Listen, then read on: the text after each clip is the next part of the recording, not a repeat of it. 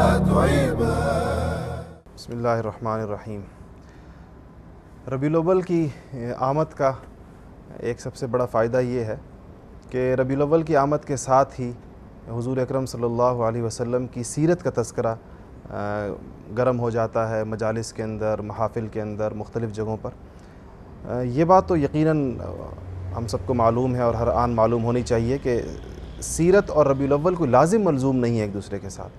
بلکہ سیرت کا تذکرہ اور حضور اکرم صلی اللہ علیہ وسلم کی زندگی کا تذکرہ سال کے 12 مہینے، پوری زندگی، ہر روز کسی نہ کسی شکل میں ہماری زندگی کے اندر یہ چیز تازی رہنی چاہیے۔ اس کو کسی ایک خاص مہینے کے ساتھ خاص نہیں کیا جا سکتا کہ ایک مہینے میں یہ باتیں ہوں گی اور یہ تذکرے ہوں گے اور یہ محافل سجیں گی اور اس کے بعد وہ ختم ہو جائیں گی، ایسا نہیں ہے اور الحمدللہ ایسا ہوتا بھی نہیں ہے۔ مگر بہرحال چونکہ ربیع الاول کو ایک تعلق تو ہے کہ دنیا میں آپ کی تشریف آوری بھی اس مہینے میں ہوئی ہے اور آپ کی رخصتی اس مہینے میں ہوئی ہے، اس حوالے سے گفتگو عام طور پر زیادہ ہوتی ہے۔ اس میں ہم آج جو گفتگو کریں گے حضور اکرم صلی اللہ علیہ وسلم کی سیرت پر کس حوالے سے روشنی ڈالی جائے، یہ بولنے والوں کے لیے، کہنے والوں کے لیے، سمجھانے والوں کے لیے ہمیشہ ایک ایسا سوال ہے جس کا جواب خاصا مشکل ہے، کیونکہ اتنی ہمہ گیر شخصیت ہے آپ کی اور اتنے اس کے پہلو ہیں کہ اس میں سے کس پہلو کو پہلے ذکر کیا جائے، کس کو بعد میں کیا جائے، کس کا تذکرہ کیا جائے، کس کو مؤخر کیا جائے، کس کو مقدم کیا جائے، یہ ساری باتیں اس کا انتخاب اچھا خاصا دشوار کام ہے۔ مگر اگر آپ پوری سیرت مطہرہ کو سامنے رکھیں اور پھر قرآن پاک کی جو تعلیمات ہیں، حضور اکرم صلی اللہ علیہ وسلم کی سیرت کے جو گوشے ہمیں قرآن پاک میں ملتے ہیں، اس سے اہم چیزوں کو اٹھائیں کہ جس کو بنیادی محور قرار دیا جا سکتا ہو سیرت کا، تو یقینی بات ہے کہ تعلیم اور تربیت کے آپ کئی نام اس کو دے سکتے ہیں، تزکیہ کہہ سکتے ہیں، سلوک احسان کہہ سکتے ہیں، جو بھی نام آپ دیں، لیکن ہماری آج کی اصطلاح میں تعلیم اور تربیت دو ایسی مرکزی چیزیں ہیں اور دو ایسے بڑے میدان ہیں کہ یوں محسوس ہوتا ہے کہ جیسے حضور اکرم صلی اللہ علیہ وسلم کی محنت کا خصوصی میدان، اصل میدان یہ دو جگہیں تھیں اور اس کے بعد باقی اس کی فروعات ہیں۔ اس بات میں بھی کوئی شک نہیں ہے اور اس میں کوئی شک کرنے والا شاید کوئی فرد بھی نہ ہو کہ اللہ تعالیٰ کی جو بیش بہا اور بے انتہا جو نعمتیں ہیں انسانوں پر، اس میں سب سے بڑی نعمت وہ ہدایت کی نعمت ہے، اور ہدایت کی اس نعمت سے انسانوں کو، ہدایت کی اس نعمت کے بارے میں انسانوں کو بتانے کے لیے جو چیز ہمارے سامنے آتی ہے وہ آسمانی کتابیں اور آسمانی صحف اور مختلف وقتوں میں نازل ہونے والی مختلف کتابیں ہیں، اور پھر اس نازل شدہ کلام کی تشریح اور توضیح کے لیے جو برگزیدہ شخصیتیں اور جو بڑی اللہ تعالیٰ کی منتخب اور چنیدہ لوگ آتے ہیں، ان کو آپ انبیاء اور رسل کے نام سے جانتے ہیں۔ اس کاروان رسالت یا اس قافلہ نبوت کے آخری ہدی خواں حضور اکرم صلی اللہ علیہ وسلم کی ذات ہے، اور آپ پر جو پیغام اترا ہے قرآن پاک کی شکل میں، وہ اس وقت آسمانوں سے نازل ہونے والے تمام صحیفوں اور سارے کلاموں اور ساری کتابوں میں سے وہ واحد کتاب ہے جو اپنی اصل شکل کے اندر جس طرح اس کو آسمانوں سے نازل کیا گیا تھا حضور اکرم صلی اللہ علیہ وسلم کے قلب اطہر پر، اس طرح وہ ہمارے سامنے موجود ہے۔ تو یقیناً جب ہم سیرت پر گفتگو کریں گے تو ہم سیرت کے مرکزی گوشے یا مرکزی محور کس کو قرار دیں، اس کے بارے میں قرآن بڑی واضح رہنمائی کرتا ہے۔ مختلف آیات میں حضور اکرم صلی اللہ علیہ وسلم کی بعثت کے مقاصد کو لکھا گیا ہے ایک سے زائد جگہ پر، اور وہاں چند چیزیں آپ کو مشترک نظر آئیں گی۔ دیکھیں، لقد من اللہ علی المؤمنین اذ بعث فی انفسہم رسولا منہم یتلو علیہم آیاتہ ویزکیہم ویعلمہم الکتاب والحکمہ، یہ آیت بھی ہے، اور اسی سے ملتے جلتے مفہوم کی آیات دوسری جگہ پر بھی ہیں۔ ابراہیم علیہ السلام نے جہاں پر دعا کی ہے اور ایک آنے والے وقتوں میں ایک پیغمبر کی آمد چاہی ہے اور اللہ تعالیٰ سے مانگی ہے، خانہ کعبہ کی تعمیر کا وقت ہے، اپنے بیٹے کے ساتھ دونوں نے بنیادیں کھڑی کی ہیں خانہ کعبہ کی، اور خانہ کعبہ کی تعمیر سے فارغ ہو کر ہدایت کے اس گھر کو بنا لینے کے بعد اللہ تعالیٰ سے دعا کی کہ یا اللہ اب میری اولاد کے اندر کوئی ایسا بندہ بھی بھیجے جو اس دین کی تکمیل کرے۔ تو وہاں پر بھی ابراہیم علیہ السلام کی دعا میں ایک نبی کی آمد کی گزارش بھی ہے اور اس کا وظیفہ بھی بتا رہے ہیں ساتھ کہ ربنا وابعث فیہم رسولا منہم یتلو علیہم آیاتہ ویزکیہم ویعلمہم الکتاب والحکمہ۔ ان ساری آیات کو سامنے رکھتے ہوئے آپ کو جو مرکزی محور پتہ چلے گا، پہلا یتلو علیہم آیاتہ، یعنی تلاوت کتاب یا تدریس قرآن یا تلاوت قرآن. دوسرے نمبر پر جو چیز آپ کو ملے گی وہ تزکیہ نفوس، یزکیہم سے جس کا پتہ چلتا ہے، جس کو آج کل آپ تربیت کہہ لیں، آج کل کے ماحول میں اچھی ٹریننگ کہہ لیں یا جو کچھ، تو وہ تزکیہ ہے. اور تیسرے نمبر پر تعلیم کتاب و حکمت ملے گی. یہ 3 مرکزی میدان ہیں حضور اکرم صلی اللہ علیہ وسلم کی محنت کا، جس پر سے آج کی نشست میں ہم انشاءاللہ تعلیم پر گفتگو کریں گے. حضور اکرم صلی اللہ علیہ وسلم کے زمانے کا تصور اگر کیا جائے تو یہ بات آپ کو بہت اچھی طرح معلوم ہوگی کہ مکہ مکرمہ کے معاشرے میں تعلیم کا کوئی بہت زیادہ چلن نہیں تھا. مورخین کا، سیرت نگاروں کا اس میں کوئی ایک واضح بالکل قول تو نہیں ہے کہ کتنے لوگ تعلیم یافتہ تھے، لیکن یہ بات ملتی ہے کہ اس زمانے میں مکہ مکرمہ میں پڑھے ہوئے لوگوں کی تعداد 16، 17، 18 یا اس کے لگ بھگ تھی اس پورے معاشرے میں. ان حالات میں جب کہ تعلیم کا رواج کم ہے اور تعلیم سے زیادہ اہم ضرورت کی بہت ساری چیزیں ایسے معاشرے میں، کچھ ایسی برائیاں مروج ہو چکی ہیں، بہت بڑے مسائل کھڑے ہو چکے ہیں،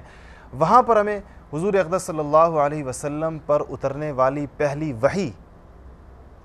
بار بار اس طرف خبردار کر رہی ہے کہ جو نظام آپ لے کر آ رہے ہیں، جو دین آپ لے کر آ رہے ہیں، اس میں تعلیم کو بڑی مرکزی حیثیت حاصل ہوگی. اقرأ بسم ربک الذی خلق، خلق الانسان من علق، اقرأ وربک الاکرم الذی علم بالقلم. اس وحی کے الفاظ آپ دیکھ رہے ہیں. اقرأ کا تذکرہ پڑھنے کا تذکرہ ہے،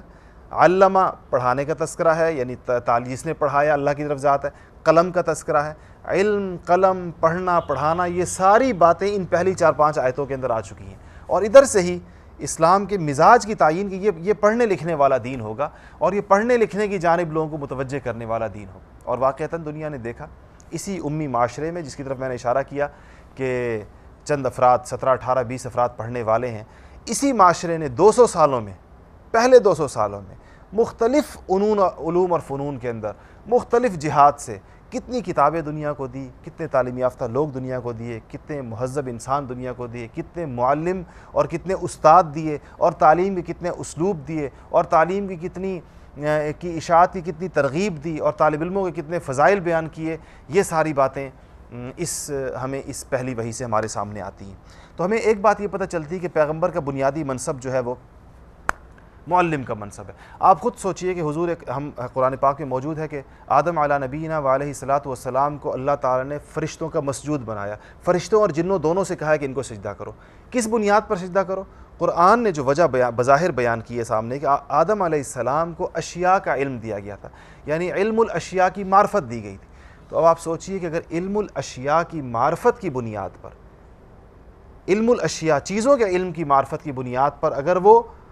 فرشتوں کے مسجود بن رہے ہیں، تو جس انسان کو وحی کا علم دیا جائے اس کا مقام اور مرتبہ کیا ہوگا کہ وہ فقط چیزوں کا علم نہیں بلکہ وہ دنیا کا بھی اور آخرت کا بھی اور جنت اور دوزخ کا بھی اور علوم الہی میں سے جس کو حصہ دیا جائے تو اس کا مقام اور مرتبہ کیا ہوگا. اور حضور اکرم صلی اللہ علیہ وسلم کے پیغام کی اس جان کو اور ان کے پیغام کی اس قوت کو اور آپ کی اس مہارت کو آپ کے بدترین دشمن بھی تسلیم کرتے تھے، مگر تسلیم کرتے تھے اس کو ایک منفی پیرائے میں بیان کرتے تھے. کبھی آپ کو جادوگر کہتے تھے، کبھی آپ کو کاہن کہتے تھے، کبھی ساحر کہتے تھے، مختلف جو یہ ہمیں وہ جو نام انہوں نے شعبدہ باز کہا آپ کو، اس کی وجہ یہ تو وہ مانتے تھے کہ جو چیزیں یہ کہہ رہے ہیں یہ عام حالات کی چیزیں نہیں ہیں. حضور اکرم صلی اللہ علیہ وسلم کا طریق تعلیم کیا تھا اور آپ کے ہاں کن آداب کے ساتھ تعلیم دی جاتی تھی، یہ بڑا اہم اور مرکزی سوال ہے. ایک تو سب سے بنیادی بات اس میں جو یاد رکھنے کی ہے وہ یہ ہے کہ آپ کی درسگاہ کا آج کے کل کی درسگاہوں سے بڑا اور بنیادی فرق یہ تھا کہ ہمہ جہت درسگاہ تھی، ہر وقت کھلی ہوئی، ہر آن ہر گھڑی وہ کھلی ہوئی ہے. آپ مسجد نبوی میں ہوں یا گھر کے حجروں میں ہوں، آپ میدان جنگ میں ہوں یا آپ بازار میں ہوں، آپ کسی مجلس کے اندر ہوں یا آپ خلوت میں اپنے گھر میں اپنے اہل خانہ کے ساتھ بیٹھے ہیں، آپ غریبوں میں بیٹھے ہیں یا آپ مالداروں میں بیٹھے ہیں، مہمانوں میں بیٹھے ہیں یا انصار میں بیٹھے ہیں یا مہاجرین میں بیٹھے ہیں، ہر وقت آپ کی ذات سے تعلیم کا صدور ہو رہا ہے، ہر وقت آپ کی جانب سے پڑھایا جا رہا ہے. اس سے اندازہ لگائیے، اور عجیب بات ہے کہ شریعت میں آپ کی خاموشی کو بھی حیثیت حاصل، اگر کسی بارے پر بولنا تو تعلیم ہوتا ہی ہے، مگر آج جو شریعت کے ماخذ ہیں ان میں سے ایک ماخذ یہ بھی ہے کہ اس کام کو دیکھ کر اگر آپ خاموش بھی رہے ہیں تو یہ خود بھی احکام ثابت ہوتے ہیں اس کہ بھئی آپ نے خاموشی اختیار فرمائی ہے. تو شاید وہ دنیا کے واحد معلم ہیں جس کی خاموشی بھی ذریعہ تعلیم ہے اور باقاعدہ اس کے اوپر احکامات کا مدار ہے. تو انشاءاللہ آپ کی تعلیم کے آداب کیا تھے اور آپ کا طریقہ کار کیا تھا اور آپ نے کن کن اسالیب میں اپنے پیغام کو آگے منتقل کیا ہے، اس پر گفتگو ہم انشاءاللہ اگلی نشست میں کریں گے۔ یہ جو پوری گفتگو ابھی ہوئی ہے، اور اسی کے ضمن میں ایک سوال میرے ذہن میں آیا ہے، اور یقیناً آپ اگلی نشست میں اس کا ذکر بھی فرمائیں گے، لیکن جیسے آپ نے فرمایا کہ حضور پاک صلی اللہ علیہ وسلم تمام عالم کے لیے، جن اور انس کے لیے نبی بنا کر بھیجے گئے تھے، تو ان میں تو یقیناً خواتین بھی شامل ہیں، لیکن اس پوری گفتگو میں خواتین کا کہیں ذکر نہیں آیا کہ ان کو کیسے تعلیم دی جائے، چونکہ اسلام میں پردے کا اہتمام بھی بہت زیادہ ہے، تو اب ان کو تعلیم دینے کا طریقہ کیا اسلام بتاتا ہے ہمیں، اس کے بارے میں کچھ بتائیں گے؟ بڑا اہم سوال ہے یہ کہ خواتین کے لیے اس نظام تعلیم میں کیا حصہ رکھا گیا ہے۔ جتنی بھی آیات ہمارے سامنے ہیں جہاں پر، یا احادیث جو ہمارے سامنے ہیں جہاں پر علم کی فرضیت کا بیان ہے، تو وہاں پر اس کو تمام مسلمانوں کے لیے، خواہ وہ خواتین ہوں، طلب العلم فریضۃ علی کل مسلم کہا گیا۔ اس کا مطلب یہی ہے کہ اس میں تمام جو لوگ اسلام سے ہیں ان سب کے اوپر طلب علم کا فریضہ ان کے اوپر واجب ہے، اور ان کو اس پر حصہ لینا چاہیے۔ اور خواتین کے لیے جس طرح تعلیم کی راہیں اسلام نے کھولی ہیں، نہ اس سے پہلے کبھی کھولی گئی ہیں اور نہ شاید بعد میں کبھی اس کے لیے، کہ ان کی نسوانیت، ان کی جسمانی ساخت، ان کی فطرت، ان کے مزاج کی پوری رعایت رکھتے ہوئے ان کو پورے مواقع فراہم کیے گئے ہیں تعلیم کے حصول کے۔ اور خود پہلی ہی صدی میں خود حضور اکرم صلی اللہ علیہ وسلم کے گھر کی خواتین نے اس حوالے سے ایسے کارنامے انجام دیے تعلیم کے اعتبار سے کہ وہ رہتی دنیا تک امت مسلمہ کی خواتین کے لیے اور ماں اور بیٹیوں کے لیے وہ ایک بہت بڑا نمونہ ہوں گی۔ سب سے بڑی مثال اگر آپ لینا چاہیں تو حضرت خدیجہ الکبریٰ رضی اللہ تعالی عنہ کی بات تو ہم یقیناً کریں کہ وہ تو اسلام آنے سے پہلے ان کا تعلیمی معیار اتنا اونچا تھا کہ ہمیں اس کا پتہ اس وقت چلتا ہے جب وہ پہلی حدیث، پہلی یہ وحی جس کا میں نے ابھی ذکر کیا، اقرأ باسم ربک الذی خلق کا، کہ جب وہ لے کر اس وحی کو لے کر حضور صلی اللہ علیہ وسلم ایک خاص کیفیت پہ اپنے گھر آئے، تو جس طرح انہوں نے ان کو تسلی دی وہ ایک بڑی تعلیم یافتہ خاتون کی تسلی تھی، اور وہ ایک بڑی شائستہ اور سلجھی ہوئی مہذب خاتون کی وہ ایک تسلی تھی۔ اس کے بعد حضرت سیدہ عائشہ رضی اللہ تعالی عنہ صدیقہ کائنات، اور جو سیدنا ابوبکر صدیق رضی اللہ تعالی عنہ کی صاحبزادی ہیں اور بڑی نوعمری میں حضور اکرم صلی اللہ علیہ وسلم کے گھر میں تشریف لائی تھیں، انہوں نے جس طریقے سے علوم نبوت اور علوم وحی کو حاصل کیا اور بعد میں آنے والوں کو اس کو منتقل کیا، وہ خواتین کے لیے ایک بڑی روشن مثال اور ایک بڑی رول ماڈل ہیں وہ خواتین کے لیے تعلیم کے حوالے سے۔ آپ کو یہ بات سن کر حیرت ہوگی کہ بڑے صحابہ، کبار صحابہ کرام، جو خود اجتہاد کے اونچے مراتب کے اوپر جو لوگ فائز تھے، وہ اپنے علمی مسائل اور اپنی علمی مشکلات لے کر حضرت سیدہ عائشہ رضی اللہ تعالی عنہ کی خدمت میں جاتے تھے اور ان سے پوچھا کرتے تھے کہ آپ بتائیے کہ اس بارے میں حضور اکرم صلی اللہ علیہ وسلم سے آپ نے کچھ سنا ہو یا آپ کی اس بارے میں کوئی رائے ہو، اور باقاعدہ آپ یہ سنیں گے کہ فلاں صحابی سے آپ کا اختلاف تھا اس مسئلے میں اور فلاں صحابی سے اختلاف تھا، اور امت نے بعد میں بہت سی جگہوں پر ان اختلافی مسائل میں حضرت عائشہ صدیقہ کی رائے کو اختیار کیا ہے اور انہی کی رائے کو قبول کیا ہے۔ اس سے پتہ چلتا ہے کہ بڑی ہی دلیر خاتون، صرف ان کی دلیری کے لیے یہ بھی کافی ہے کہ ایک موقع پر لشکر کی قیادت کرتے ہوئے خود نکلی ہیں مدینہ منورہ سے، تو نہ صرف علم تھا بلکہ علم سے جو شخصیت وجود میں آتی ہے، جو انسان کو جو اعتماد دیتا ہے، انسان کو علم جو اپنے بارے میں اپنا عرفان دیتا ہے، اپنی ذات کا حق کے لیے کھڑے ہونے کی جو ایک قوت انسان میں پیدا ہوتی ہے، یہ ساری چیزیں ہمیں ازواج مطہرات میں اور اس معاشرے میں نظر آتی۔ بڑی بڑی شاعرات آپ کو ملتی ہیں، خنسہ رضی اللہ تعالیٰ عنہ جیسی شاعرہ ملتی ہیں آپ کو اسی معاشرے میں، اور خود حضرت حضور صلی اللہ علیہ وسلم کی صاحبزادی فاطمۃ الزہرا کے اشعار آپ کو ملتے ہیں۔ اس ساری چیزوں سے پتہ چلتا ہے کہ مدینہ منورہ کے جس معاشرے کا ذکر ہم کرنا چاہتے ہیں، وہاں تعلیم کے میدان میں ہم خواتین کو مردوں کے ساتھ شانہ بشانہ پاتے ہیں، اسلام کی طرف سے طے کردہ سارے اصول و ضوابط کو پیش نظر رکھتے ہوئے۔ یہ بات یاد رکھنی ہوگی کہ تعلیم کے میدان میں خواتین کے لیے مردوں کے ساتھ اختلاط پسندیدہ نہیں ہے اسلام کی نگاہوں میں۔ یہ اسلامی اسٹیٹ کی ذمہ داری ہے کہ خواتین کے لیے ایسی تعلیم کا بندوبست کرے جہاں پر وہ اپنی حیا اور اپنے حجاب کو برقرار رکھتے ہوئے مکمل تعلیم حاصل کر سکے۔